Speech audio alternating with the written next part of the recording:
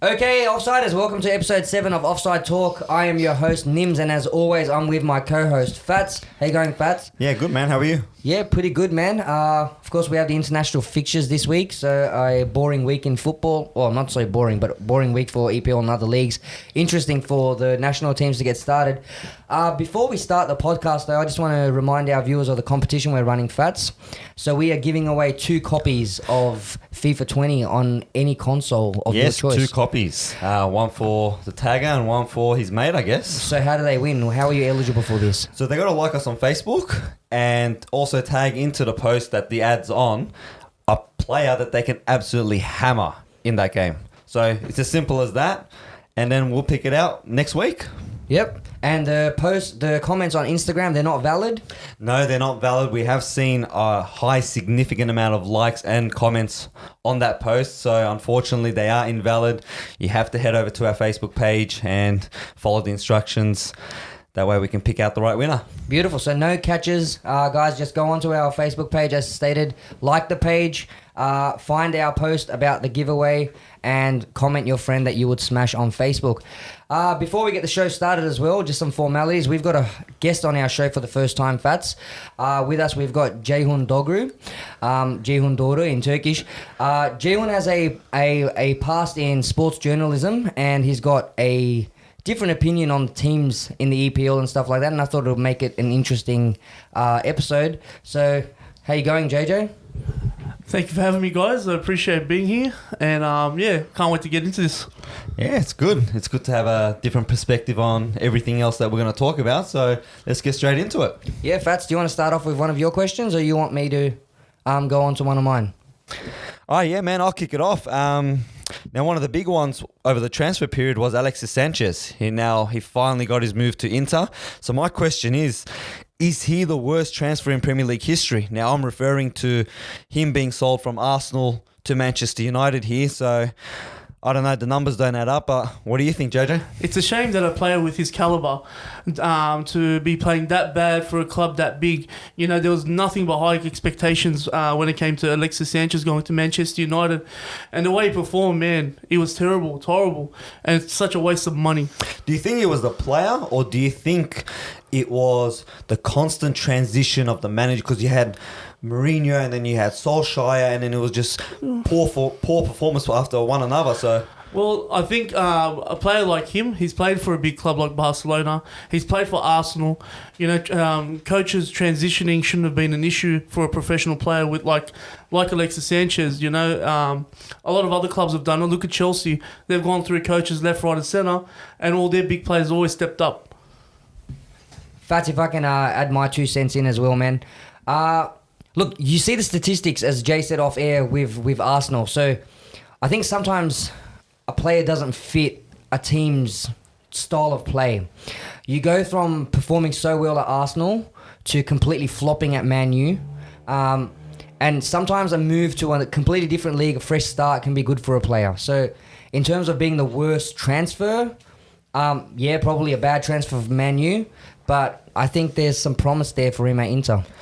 Oh, look, he could be very good at Inter, don't get me wrong there. I mean, he has played in the Italian league before he got to Arsenal, in the transition between Barcelona. So, look, I reckon he would be up there. Now, I know a lot of people would say Fernando Torres, for example, but with what he left with from Chelsea, wasn't exactly the target man for everything, but he did leave with trophies. He had that 1 or 2 goals here and there that, you know, just managed to justify his £50 million tag.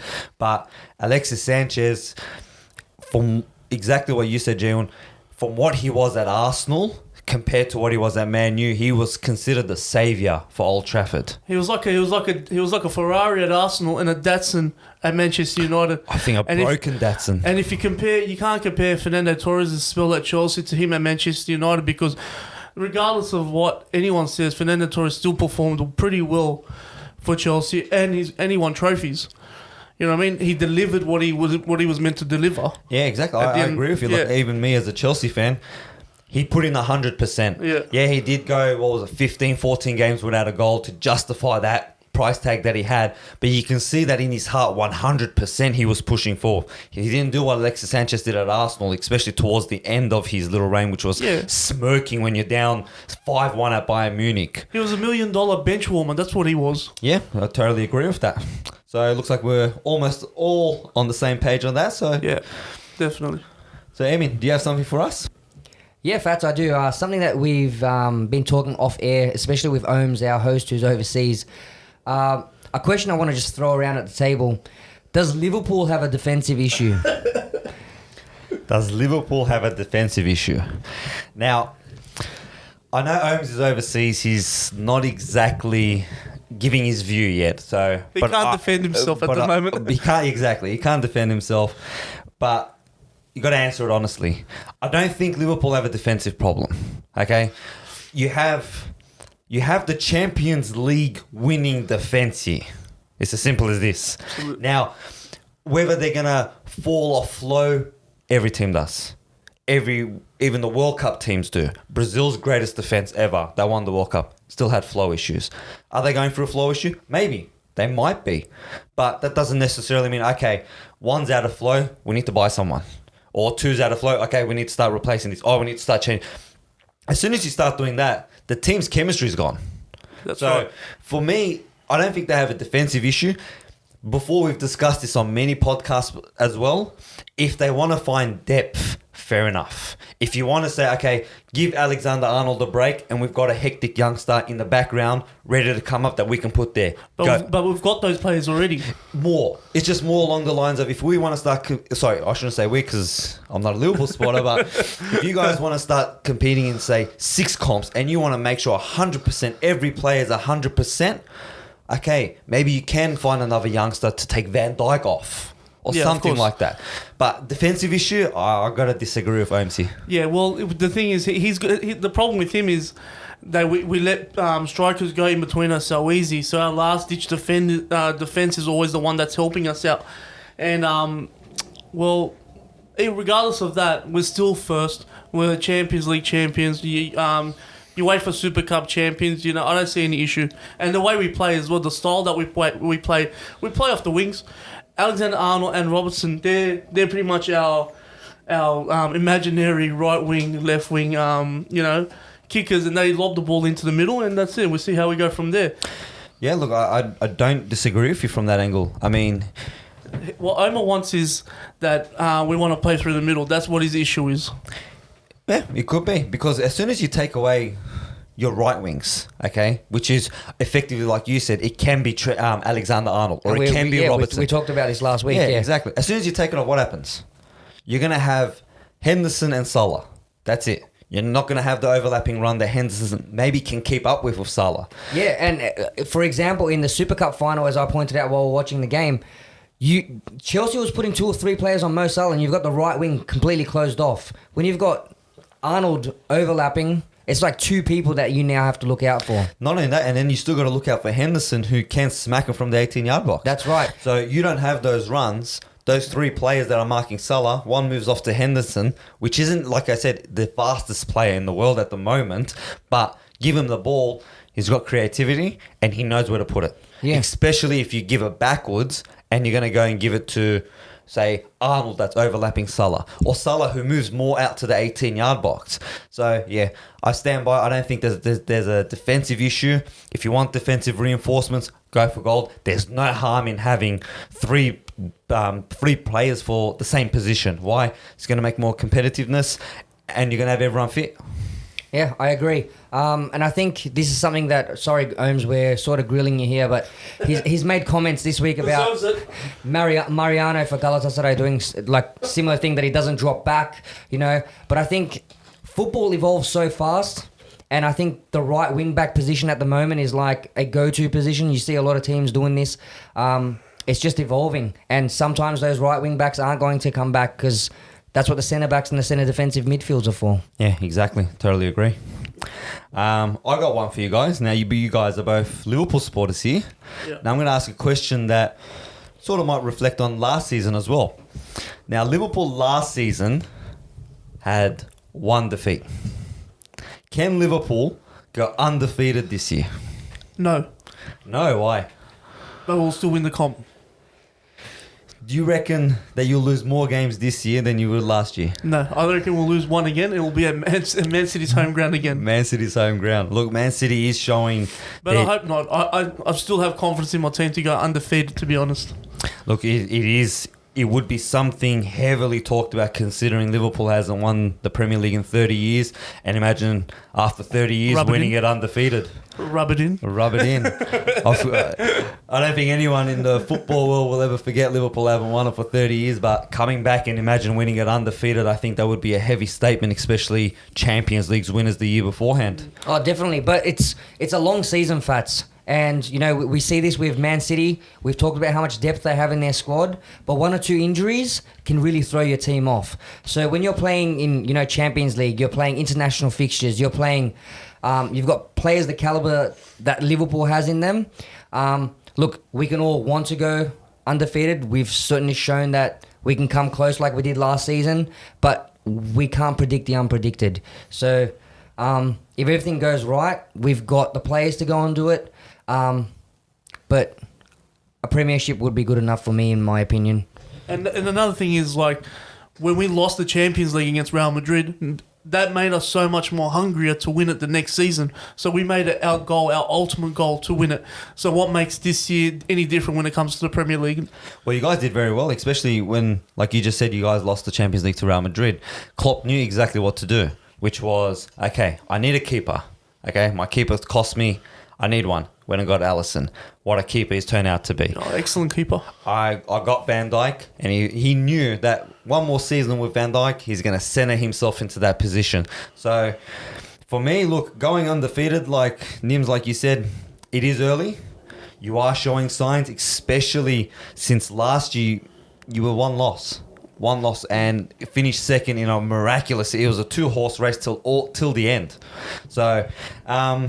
I can see them doing it, but any game can happen, anything can happen, red cards and injuries, like you said. Of course. And, you know, my question now is, you know, will Tottenham recover from their slump? The thing is with their slump is that it's not... I personally don't think it's a slump. But, you know, just the caliber of teams that they've played, and it made it really difficult for them to even make a win. For me, look... I know I'm a Chelsea fan, and this might sound a little bit biased considering Chelsea and Tottenham's history, but Tottenham at the moment, I reckon, is in a massive slump. And I think this all falls down to them not winning the Champions League last year. So what I reckon happened is... And Hugo Lloris said something really well after the Champions League loss, which was, I don't think we'll ever reach this part again. That's interesting. So now you have Eriksen, you have Hugo Lloris saying that, Eriksen wanting to leave. So you're saying there's a bit of doubt within the group? I reckon they're reaching a point where they're going, is Tottenham the team that I need to be at to win trophies? Yeah, I'm starting to get the sense like that as well, even with Pochettino being the coach as well. He's starting to have doubts. You can hear it in his voice. Yeah, like you got... Now, I'm not saying that they're going to go straight away hunting, who's going to leave his job or anything like that, but... You have Barcelona, for example. The coach isn't the greatest coach in the world. And we can see that Pochettino knows how to use the youngsters, which Barcelona is good for. We know that he can control high-profile players because they've managed to keep a hold of Son. They managed to keep a hold of Kane, Eriksen, and all these players. Their squad is undoubtedly great. It's a very good squad. They got an amazing squad. The only issue is now is, does a player like Kane say, okay, I'm going to stay at Tottenham till we win something?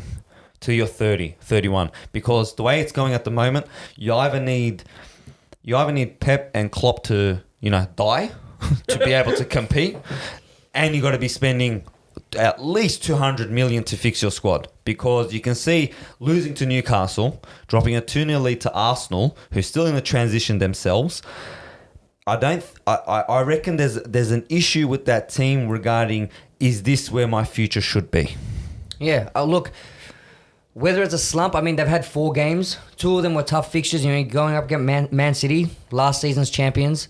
You're going up against Arsenal, which, you know, they were out in 2-0 in front. If they hadn't lost Newcastle game 1-0, I would have said, look, there's no issues. You know, they've had 2 hard fixtures. But losing to Newcastle, you're picking up minimum points in 4 games. I think. But the one thing that you got to keep in mind is against the team at Man City. Now they versed them in the Champions League last year, but if you look at the stats for this game that just passed by, Man City had 30 shots. Tottenham had less than 5. Yeah, and you and I, when we did our predictions for that week, we said that, you know, they were going to be blown out of the water. We thought Man City was going to, you know, blow, and that's what they did. And it was unfortunate that they didn't score more goals and it ended in a draw. And I think that was it. It was the fact that they didn't score more goals. That game could have easily ended up 7-8-2. That's right. Even 9-2. It could have been embarrassing for Tottenham. Yeah. And I think they just got the lucky bunch out of that, because that was it wasn't a team that can go for the title performance. Mm-hmm. Because when Liverpool and Man City are playing, you can clearly see that there's a difference between Man City and Liverpool, and then Tottenham, Chelsea, Arsenal, Manchester It's United. a different league. Yeah, exactly. definitely. Like, even if you had to put it the way the top 4 is currently, you can say Leicester City are playing much better than Tottenham at the moment. And none of us predicted that. But the slump, I think that there is massive doubt, especially if Eriksen leaves. Which I was just about to say, I was going to ask you guys, like, how much of an impact is Eriksen going to have on this team now that he's back? is a massive impact. As soon as he comes on, he's the playmaker. The ball goes to him. He knows how Son moves, how Kane moves, how even Lucas moves. And he knows the ball's at my feet, the ball's getting to him. You take that away, I reckon you end up with the same problem that Manchester United have. Yeah, well, when he comes off the bench, you can just see the team lifts a bit. He gives that extra boost around all the players that he plays around with. When he's on the bench, you can see Tottenham's lethargic. They don't know what to do. There's kind of no structure. Yeah, But I when agree. he comes on, he calls the shots. He knows what to do. Yeah. He knows where to he knows where to play the pass to Son, to Kane, to whoever needs to have the ball. Yeah, I agree with that. He puts that stability in the midfield and the attack. It's like a general. Yeah, pretty much. So if he does leave, especially to another Premier League team, it puts a massive boost to whatever team he's going to. Especially, like I just said, Manchester United, they need someone like a playmaker. And they did chase him in the summer. He didn't go. But if he does end up leaving and he does end up going to Manchester United, you would easily just say, okay, Manchester United just overtook what Tottenham would have been. Yeah, and we talked about that. Was it last week's show when we said that Manchester United, Pogba's just not doing that, that number 10 role or whatever. So it would be a big boost to Man U and a big loss to Tottenham. Of course. And look, I don't think any team in the world will say, no, we don't need him. I mean, Eriksen can pretty much just go to Real Madrid and fit in. Go to Barcelona, fit in. Very easily. I reckon even if you put him in Man City with David Silva getting older, easily fit in. So, do they need him? I reckon Tottenham should do whatever they need to keep Eriksen, but I reckon a massive slump is what they're going for. Since you mentioned Pogba, Nimz, you reckon he's going to leave Manchester United mid-season, or he's going to stay and finish off the season with Manchester United? Good question, Jay. Personally, I think Pogba just needs to fucking settle down. Like, you can't keep moving teams because you're unhappy. You can't keep moving teams because you're not winning trophies. I mean, you've got the price tag on your head. You've got to start, showing some results for the price tag that you've got on your head.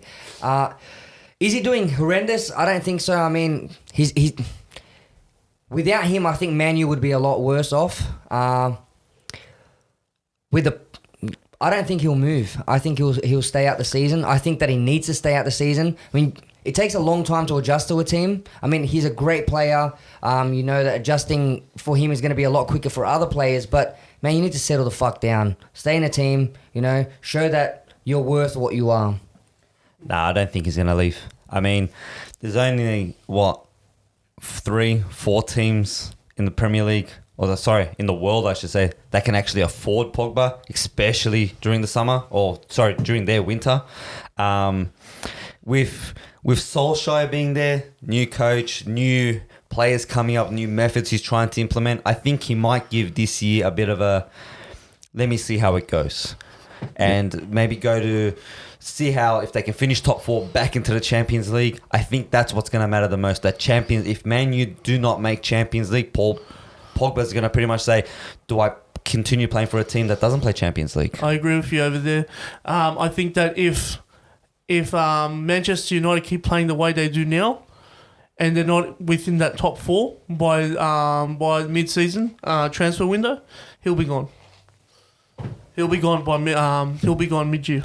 Yeah, look, To a team that's playing in Champions League, definitely. and there's only 2-3 teams that's going to take him. I mean, Zidane has shown Real Madrid Yeah, definitely take him. Zidane showed interest. He said it. He wanted Bale gone and Pogba come. I don't think Bale has a safe future at Real Madrid. I don't think Zidane has make that hidden, and he's shown personal interest into Paul Pogba. What works in his favour? Zidane's French, so is Pogba. So there's no such thing as, I got to adjust it. You speak to that guy like you would normally speak. So Pogba, I reckon, he'll give this year right off and say, let's see where we end up. If you start to struggle, maybe start looking at Europa League as your avenue way back in, like the way Mourinho did. But I think he'll be sticking around till the end of the season. Yeah, I think so too. While we're on the topic of Champions League, boys, do we see Liverpool take out back-to-back Champions League, or do you see another team coming up this season? It's still early to tell, to be honest. I can't wait, to see towards the final series again during Champions League to see how Liverpool will go. I think obviously they'll make the round of 16 easily, but I don't know if we'll win it back to back.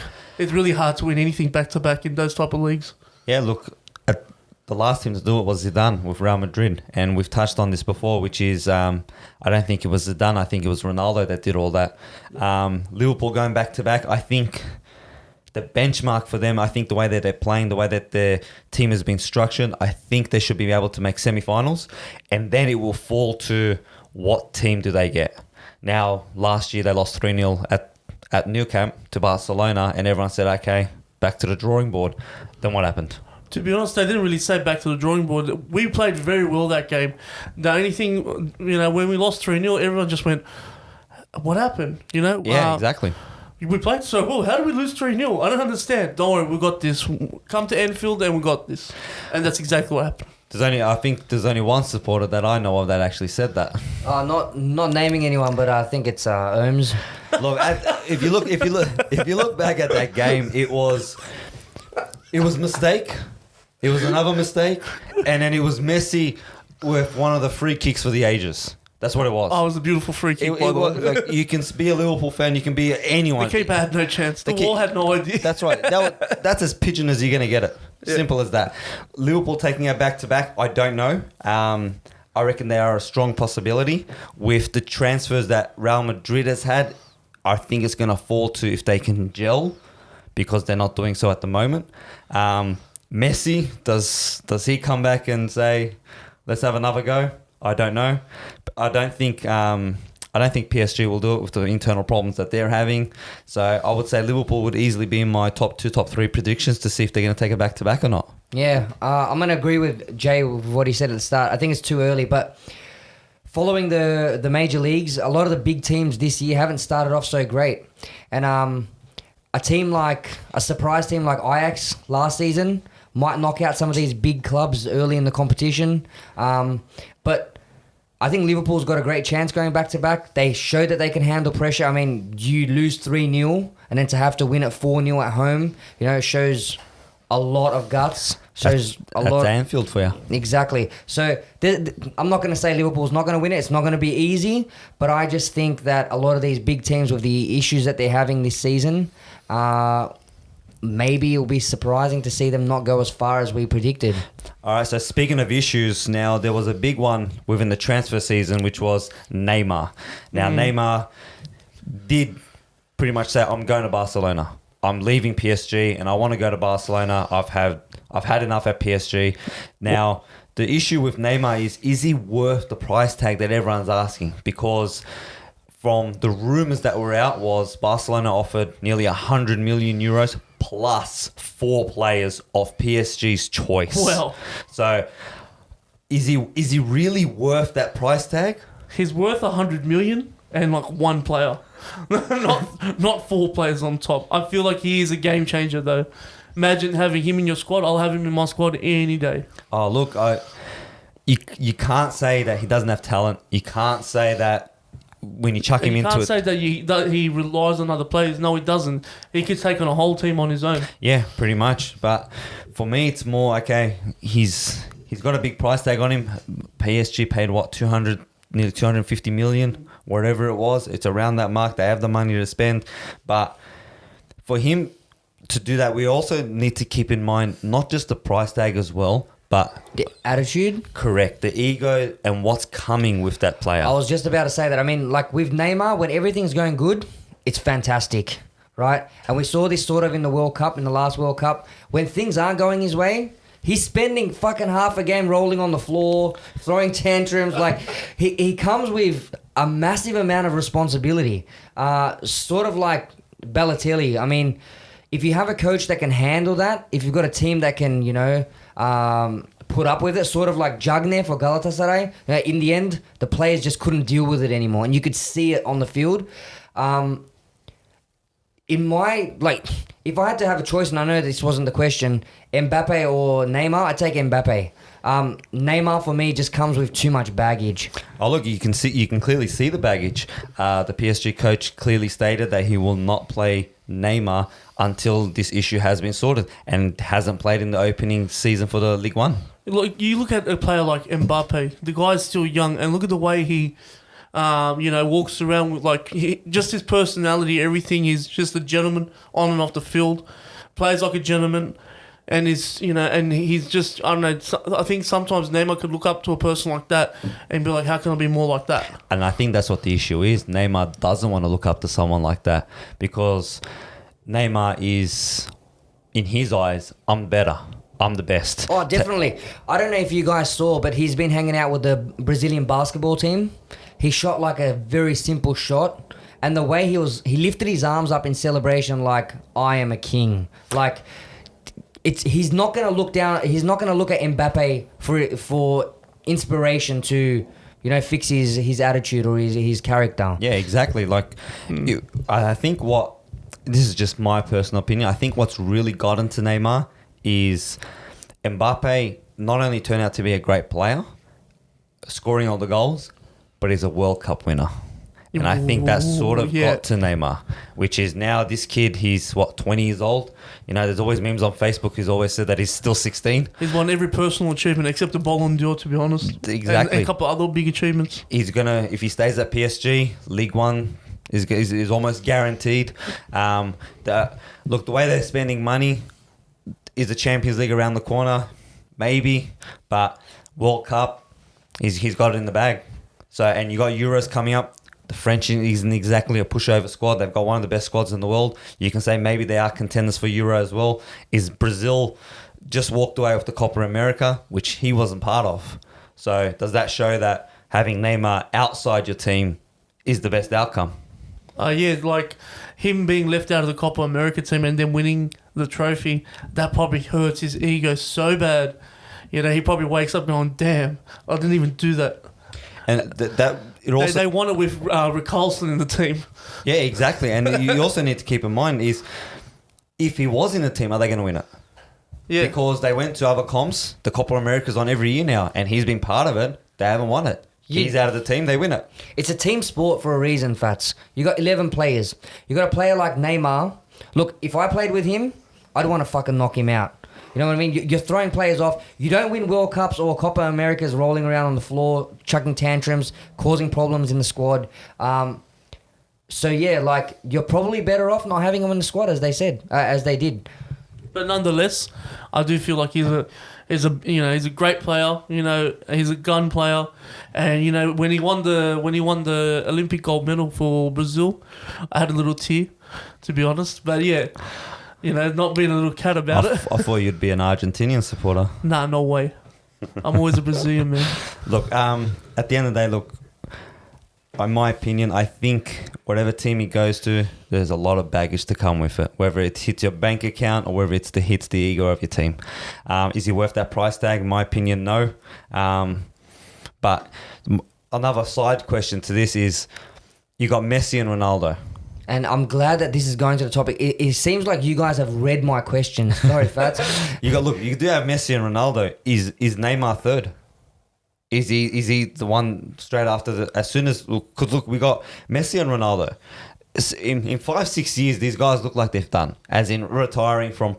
I wouldn't even give them that long. I wouldn't even give them Ronaldo. 34 now? Yeah, but he's got the physical condition of an 18-year-old at the moment, the way it looks like it. Yeah. And Messi, look, he's 2-3 years younger than Ronaldo. So, look, But what you're seeing is these injuries for them are taking longer and longer to recover from. I Oh, mean, of you can course. be really fit, but when you're out for half a season because of an injury that you would have got over, 3 times, 4 times quicker when you're young, it's going to start to be like, okay, how much are we paying this guy and how many games are we getting out of him? well, look, at the end of the day, they will have to retire at one stage. So, whether they're 40 years old and not playing La Liga, not playing Serie A, and they're in the MLS, or they come to the A-League, I doubt it, but they come to the A-League or some other lower division, are they going to be other upcomers that are going to be not as good as them? I think these two are once in a Unique, yeah. generation Yeah. sort of thing. Not even, I reckon, the tens of generations. Is the next player that we look at going, okay, that's the benchmark as Neymar? Or do we look at Mbappe? Or do we look I at, would look at Felix. you reckon Felix? Look, if I had to put my money on anybody, it'd be Felix because you've gotten the attention of all these clubs at such a young age. And a heavy price tag. Yeah, definitely. And if you can, if you can walk the walk, then I think that if I had to put money on whoever the next Messi is, I'd put it on Felix instead of Neymar. It's two different types of players though, because Yeah. you got Felix as more of a striker, while Messi seems more of a. I reckon the easy way is like Messi? he's a wizard. It's pretty much that's what he is. He knows whether to shoot, he knows whether to pass, he knows when to run back. He can just see things that are different. This kid's only 18, but he's got the perfect guidance if you think about it.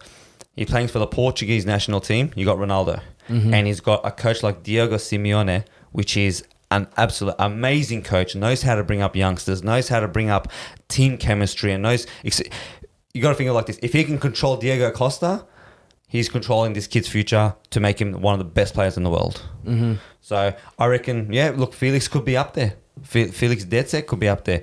Whether whether we just give him a bit more time, maybe 2-3 years, see how he goes in the Champions League against bigger teams, because this is his first proper season in La Liga for a big team like Atletico Madrid. Mm-hmm. So, yeah, you have a good point with Felix. Yeah, and as you said, they're different players, but I think the world's best aren't always your Ronaldos and your Messis. You look back 10, 15 years ago when Ronaldinho was playing, very different playing style to how Messi and, Ronaldo play. So, in my opinion, at the time, he was, a legend. He was the greatest player on earth. So we'll have to wait and see how Felix goes. Yeah, there were players during our time which were injured. Like you have Ronaldinho, you have Pato. Pato was showing to be the next R9 here. And even you have Ronaldo himself, the original Brazilian Ronaldo. Yep. King of football almost. And then what happened? The knee injuries got in the way. That's right, the knee injury. Then the weight problems. Then another injury. Then another injury. But you can clearly see that when he was playing for the World Cup, of the one that Brazil won in 2002, he controlled that team. Whether it was give him the ball, I've got the speed and I've got the technique, I'm putting the ball in there. That's it. Give him early ball and let him do his thing. Exactly right. There was no one better than him. Yeah, there wasn't. R9 was the poster guy.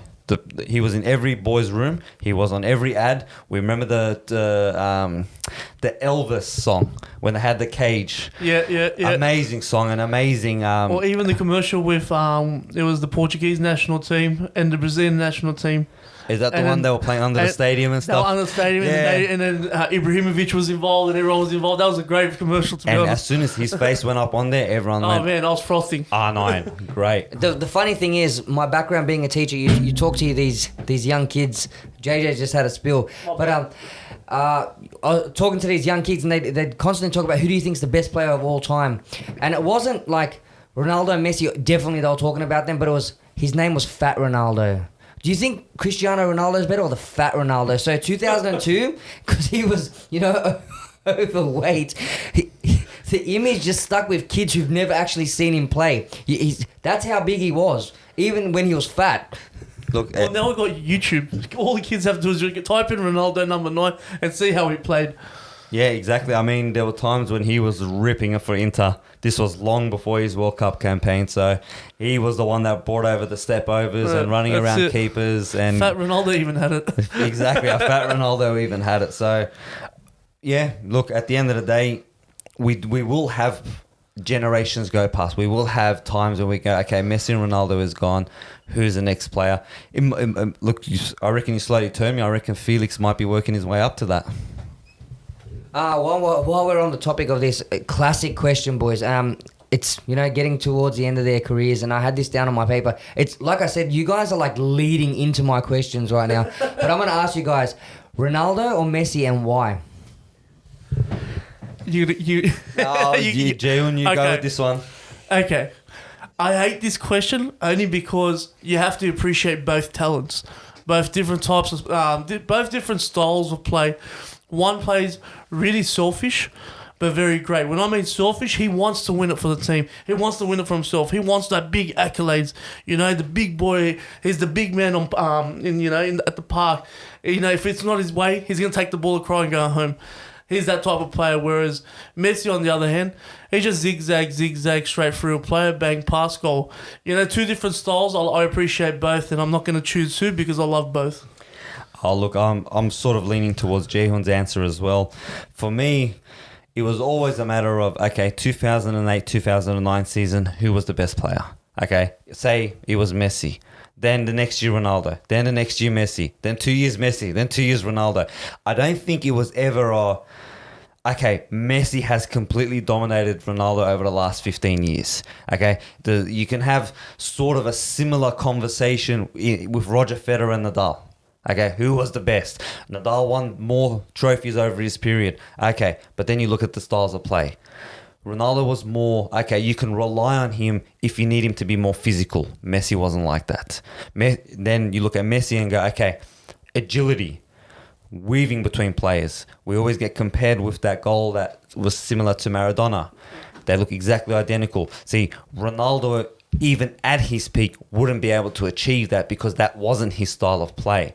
Now, Ronaldo was the type where I'm going to destroy the defense in front of me with my technique, bring it to my right foot, and I'm going to smash it in from wherever it goes. While Messi was more along the lines of, I'm going to keep this ball at my feet and I'm going to make sure all 10 players are looking back while I score a goal. Yeah, that's right. Like two different styles. We got to appreciate both styles. I hate that. I hate the Messi haters. I hate the Cristiano Ronaldo haters. When these guys, the people that hate are the ones that barely even played football. Oh yeah, 100%. So they can't even judge a player. They can't even say, "Oh, this person, I hate this player because of this. I hate this player because of that. That player's better, whatnot." It's stupid. It's ridiculous. I feel like you should appreciate all the talent that's there because that's great entertainment. I love watching both of them. Exactly. I mean, we had, say, 10, 15 years ago, you would have had Zidane and Ronaldinho at the time. We didn't have this problem. The two of the best players on earth. And we were just like, you know what? I'm going to sit back and I'm going to watch these two play. And watching Zidane, I'm not too sure. I don't think Ronaldinho was in the 2006 game. But when you watch Zidane's highlights in that game for a man that was aging out, he was controlling youngsters. Destroying youngsters in the Brazilian team as well. So we just need to sit back and go, you know what?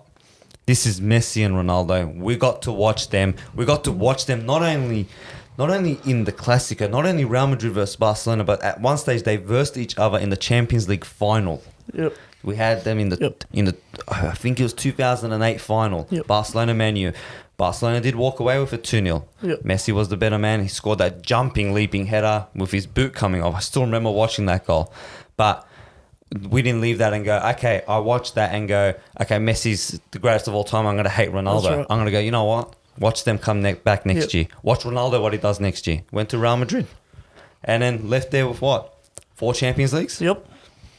So Something like that. There's your argument there. I just go, hey, you know what? God, thank you for putting them on earth. Yeah, pretty much. We got the ability to go, not only do we have the ability, like we also don't comprehend this, but when it was Pele and Maradona, okay, you had two of the best, amazing footballers of all time, still considered to this day as an argument for Messi and Ronaldo. But not everyone had the opportunity to go, okay, I'm going to turn my TV on and watch Messi. Watch Maradona. I'm going to have to turn my TV on and watch Pele. You had to physically go there, or you had to wait for a slight clip to show up in your news. We don't have the ability to put it on our phones and go, wow, I'm watching Ronaldo at his best, or I'm watching Messi at his best. So I don't think there's a best. I think one has been better than the other in certain seasons, but I don't think it's been standout to the point where I can go, okay, you're the better player. Damn you fence sitters. Big time fence sitters. Oh, look, you know me, I'll give my opinion when it's due, but sometimes you just got to go, okay, I don't have the answer here. Yeah, but if you said to me, Cristiano Ronaldo, Messi, or Brazilian Ronaldo and Zidane, I'd go Brazilian Ronaldo, Zidane. Yeah, exactly. All right, now, I don't know if you guys saw it, but I'm pretty sure as football fans, you did see this. There was a hell of a welcoming in Turkey regarding a specific player. 25,000 fans. Exactly, and we're talking about Falcao arriving at Galatasaray finally, because I know that it was a very, very lengthy process. Rumours after rumours. Rumours after rumours, plane tickets after plane tickets, but it ended up there in 25,000 people, not only in a stadium, but in an airport. I don't think you see that many times around the world. The only time that I saw something even roughly similar to the excitement was when Ronaldo first went to Real Madrid. 80,000 sold out at the Santiago Bernabeu. So my question is, Falcao, what do you reckon? Is he gonna be Galatasaray's saviour this year from an attacking point of view?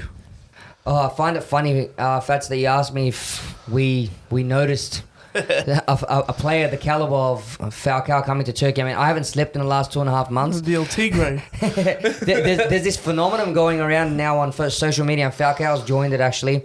So during the rumours of Falcao coming, no, he's not coming, or Monaco don't want to sell him anymore, the Galatasaray social media pages were like writing last minute, and they were putting up news that was not related to Falcao. So all these fans were writing things like, oh, admin, I thought Falcao came, right? So Falcao now, on every single Galatasaray post I think that they've done on their Instagram page, Falcao has replied, oh, admin, I thought Falcao's coming. So he's joined in a bit of a fun.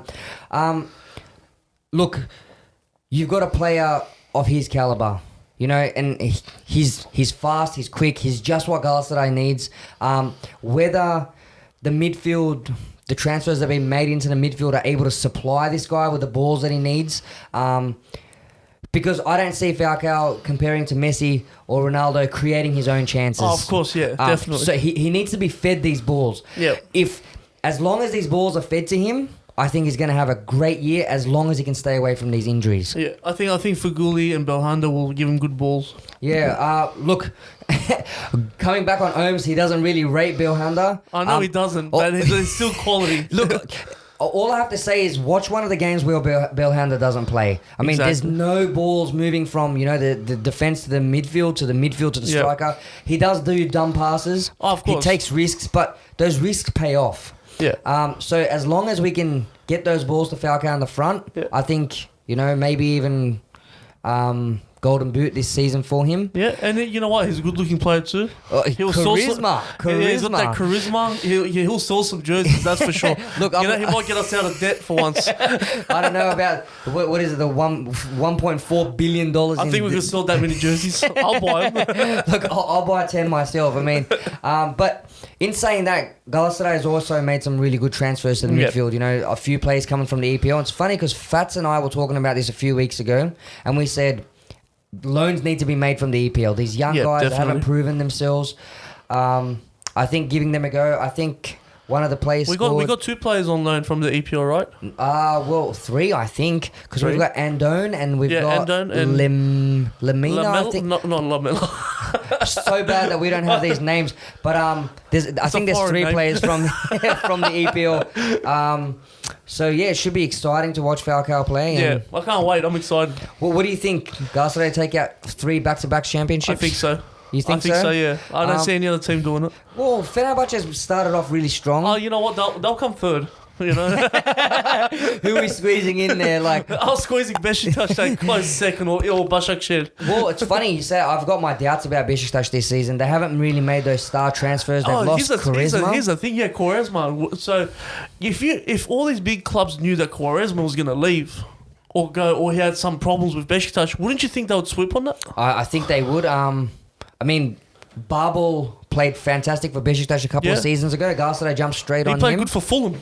Yeah, that's right. So I think, looking from a Galatasaray perspective, I'd love to see I'd love to see him playing at Gas today. I Yeah. don't know, like, Yeah. out of all teams, Custom Pasha getting him, it's Yeah. ridiculous. He just went next door just to burn him, I reckon. Oh, look, for Quaresma, you also need to keep this in mind. Did he love Beşiktaş that much that he wouldn't go to Galatasaray? He wouldn't go to Fenerbahçe. So is there such a loyalty thing they're going for him at Beşiktaş? That's what I mean. I think that he loves the fans that much there that he didn't go to any other club. He went to Custom Pasha where he could burn Beşiktaş by versing them, beating him over there and be like, hey, suck shit. This is what you're missing out on. It's definitely going to be good to see. But, I mean, he's had 2 spills at Beşiktaş, so there's got to be some sort of, love for the fans there. He was, Oh, yeah, they love him there. Yeah.